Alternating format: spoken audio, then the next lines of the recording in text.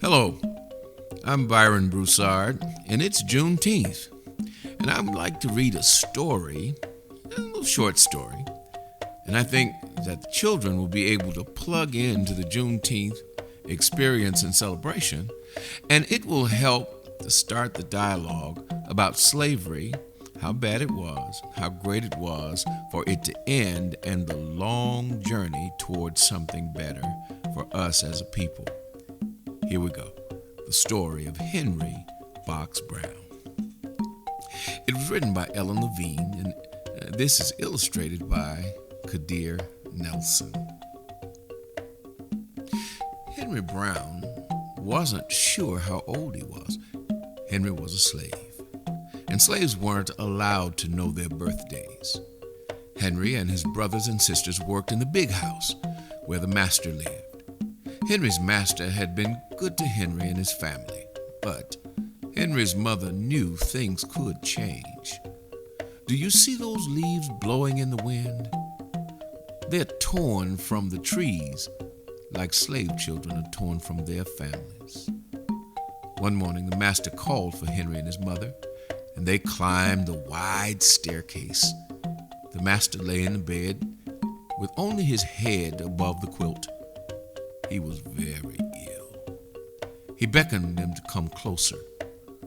Some slaves were freed by their owners. Henry's heart beat fast. Maybe the master would set him free. But the master said, "You are a good worker, Henry. I'm going to give you to my son. You must obey him and never tell a lie." Henry nodded, but he didn't say thank you.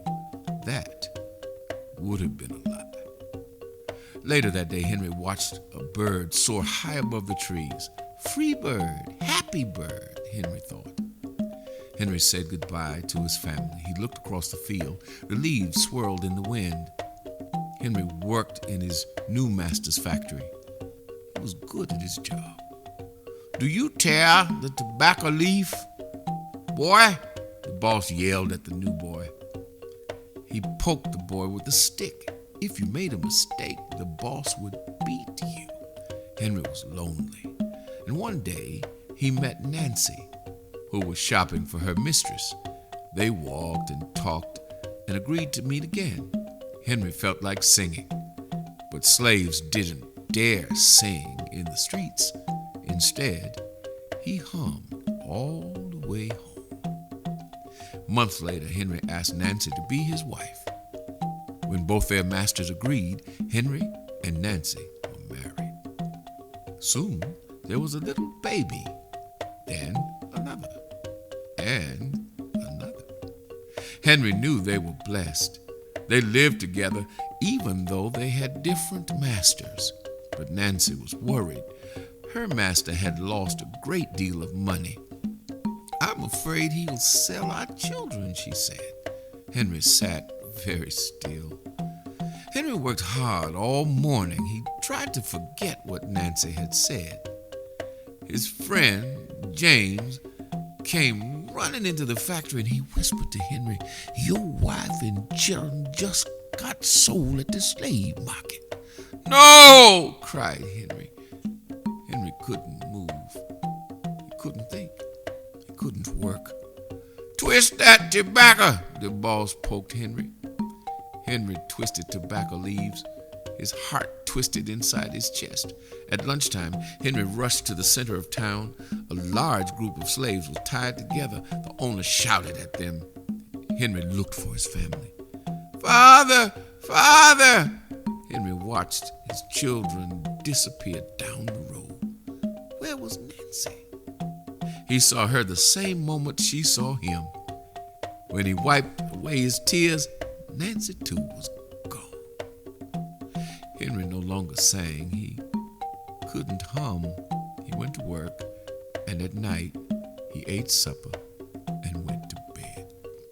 Henry tried to think of happy times, but all he could see were the carts carrying away everyone he loved. Henry knew he would never see his family again. Many weeks passed. One morning, Henry heard singing. A little bird flew out of a tree into the open sky, and Henry thought about being free.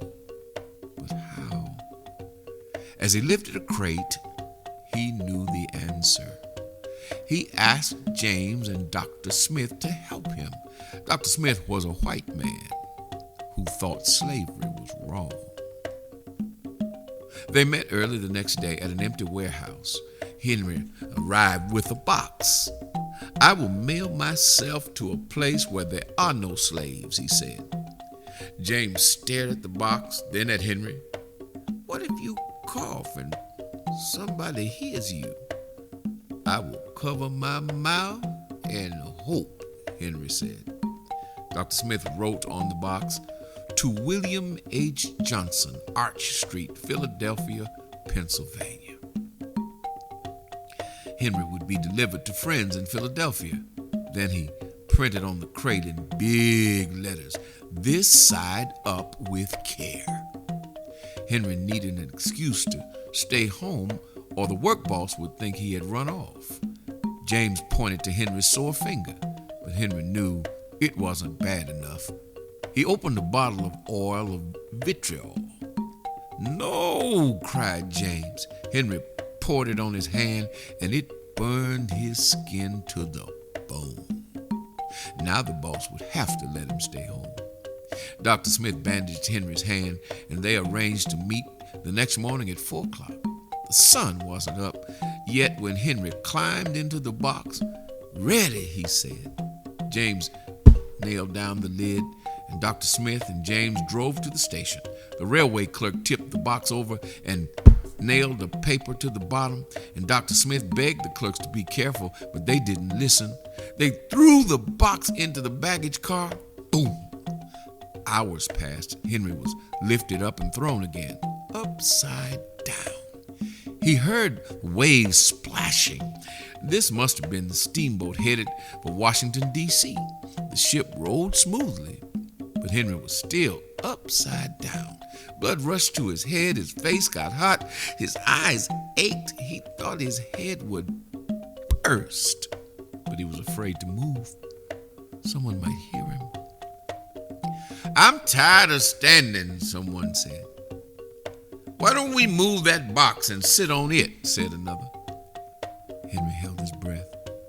Could they be talking about his box? Henry was pushed. The box scraped the deck.